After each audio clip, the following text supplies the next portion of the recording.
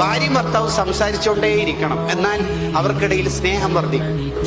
മാനവിക മൂല്യങ്ങളെ കൃത്യമായി പാലിക്കുന്ന മതമാണ് ഇസ്ലാം എന്ന് പറയുന്നത്.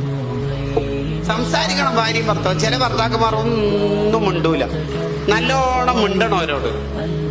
ആയിഷ ബീവി റളിയല്ലാഹു അൻഹ പറയുന്നുണ്ട്, എന്നോട് സംസാരിക്കാനായിട്ട് ഇശായിന് ശേഷം നബി സല്ലല്ലാഹു അലൈഹി വസല്ലം തങ്ങൾ സമയം കണ്ടെത്താറുണ്ട്. നമുക്ക് പിന്നെ റസൂലുള്ളാഹിനെ തിരക്കായോണ്ട് പിന്നെ സമയമില്ലല്ലോ. ചില ഭാര്യമാര് ഭർത്താവിനോട് ചോദിക്കേണ്ട ഗതികേടാണ്. എന്ത്, നിങ്ങൾ ശരിക്കും സത്യം പറയും. ഒരു കാര്യം ചോദിച്ചാൽ പറയാലോ, നിങ്ങൾ എന്നെയാണോ അന്ന് കല്യാണം കഴിച്ചതല്ല മൊബൈലിനാണോ? അല്ല, മനസ്സിലാവാത്തോണ്ട് ചോദിക്കുന്നത്. ഭാര്യന്റെ മുമ്പിൽ ആ ഫോണെല്ലാടെ മാറ്റി വെച്ച് ഓരോട് കിണങ്ങണ വർത്താനം, അതൊക്കെ കൂലിയുള്ള കാര്യമാണ്. വെറും നിസ്കാരം നോമ്പ് മാത്രമല്ല കൂലി. തിരിച്ചറിയണം, ഇസ്ലാം പഠിക്കണം, ജീവിതത്തിൽ കൊണ്ടുവരണം.